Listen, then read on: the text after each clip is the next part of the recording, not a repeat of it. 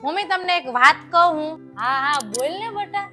તમે છે ને મારા માટે છોકરો ગોતો ને તો એ છોકરા પાસે કેવડો મોટો બંગલો હોવો જોઈએ, બહુ પૈસા વાળા હોવો જોઈએ, બહુ મોટી મોટી ગાડીઓ હોવી જોઈએ, અને મને તો છે ને કેટલા ઘરેણા આપે ને એવો છોકરો ગોતજો હો તમે. અરે હા, મારી દીકરી હાટું એવું જ ઘર ગોતશું, બંગલા ને ગાડી ને પૈસા વાળું. તું ઉપાધિ કરમાં કાંઈ. મમ્મી એક વાત કહું તમને, બધાય દીકરીને મા બાપ છે ને એવું જ ઈચ્છતા હોય કે એની દીકરીને બંગલા જેવું, મહેલ જેવું ઘર મળે, બહુ પૈસા મળે, ગાડી હોય, કેટલા બધા ઘરેણા હોય.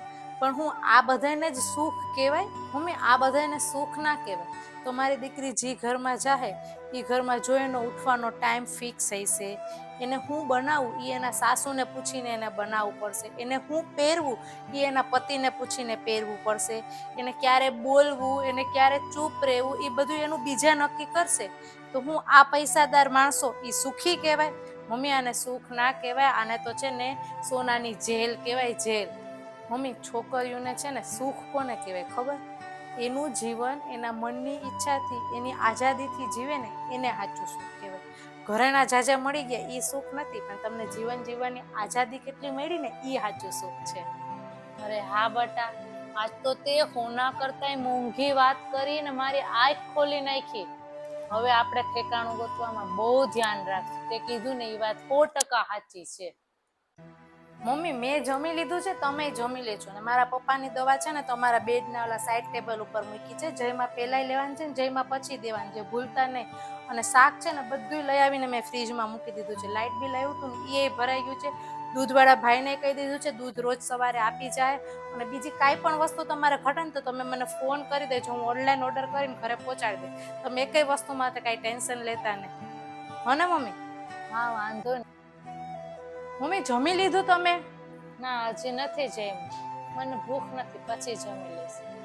તું જાય જ છે? હા જાઉં છું. પણ તમને શું થયું છે? આવું કેમ મોઢું કરીને બેઠા છો?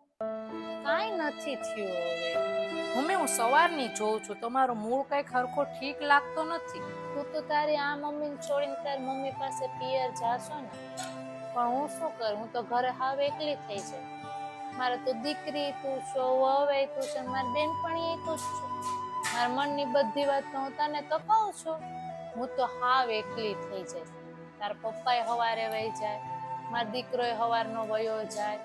હું કોને હારે વાતો કરીશ? તું આવી ને પછી મારે કોઈની જરૂર નહોતી પડી, તારી હારે જ બધી વાતો થઈ જતી. હવે હું ટાઈમ કેમ કાઢું? ભગવાન તારા જેવી વહુ બધાયને. મમ્મી તમે આવું બોલશો તો હું કેવી રીતે જઈશ? આ તો તારા મમ્મીનો ફોન આવ્યો હતો ને, ત્યાં બધા ભેગા થાય છે એટલે હું તને મોકલું છું. બાકી હું તને ક્યાંય ના જવા દે. પછી આ મમ્મી શું કરે તારે?